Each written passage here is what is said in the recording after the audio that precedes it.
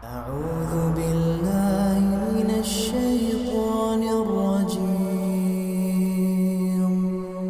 بسم الله الرحمن الرحيم.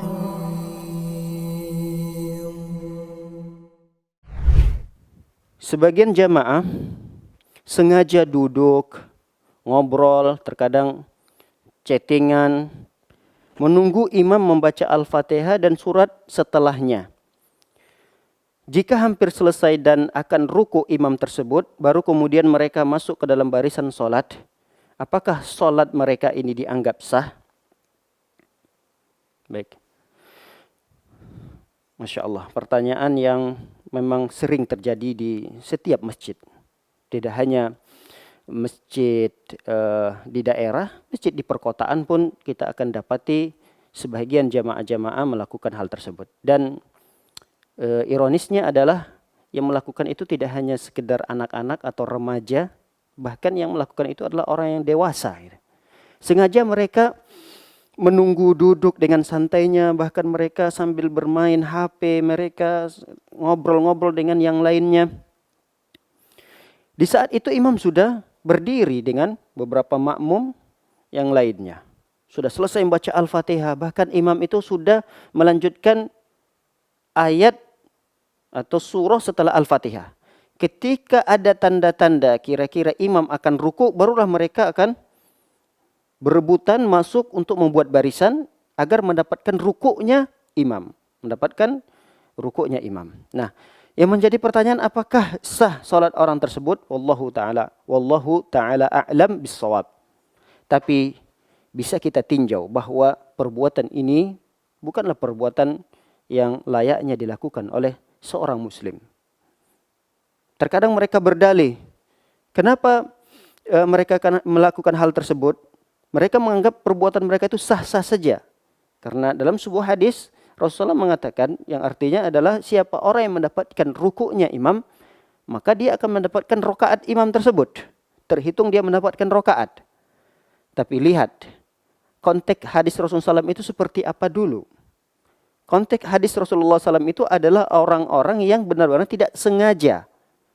Tidak disengaja dia mendapatkan imam dalam kondisi ruku.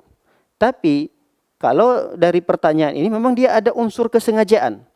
Dia ada dalam masjid, dia sudah siap harusnya untuk bersama imam, tapi sengaja menunggu selesainya bacaan Al-Fatihah imam, kemudian hampir selesai bacaan surah setelah Al-Fatihah tersebut, baru kemudian mereka membuat barisan. Nah, kalau kita lihat dari tinjauan mazhab Syafi'i, ini akan membahayakan sholat orang tersebut.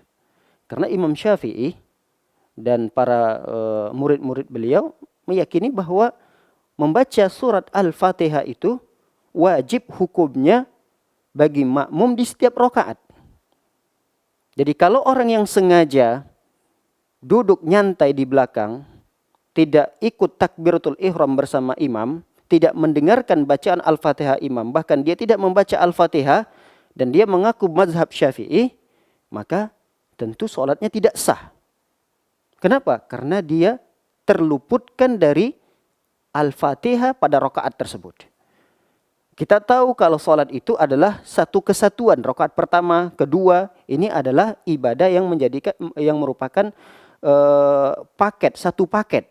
Jadi kalau satu rakaat pertama tidak sah, tentu keseluruhan sholat itu tidak sah. Wallahu a'lam. Sebagian para ulama ada yang tawakuf. Tawakuf itu tidak berani berfatwa apakah sah sholat orang tersebut atau tidak sah. Mereka lebih memilih tidak berkomentar apapun. Tapi mereka menasihati hal tersebut tidaklah layak dilakukan oleh seorang muslim ketika beribadah kepada Allah Subhanahu wa taala. Hendaklah orang-orang seperti ini mereka bertobat kepada Allah Subhanahu wa taala. Andai kata sholat yang mereka lakukan itu adalah sah, maka rakaat pertama yang mereka dapatkan itu terdapat cacat pada rakaat tersebut. Ketika terdapat cacat pada rakaat pertama, maka terhitung juga sholat yang mereka lakukan mendapatkan cacat nilainya di sisi Allah Subhanahu wa taala. Barakallahu fikum.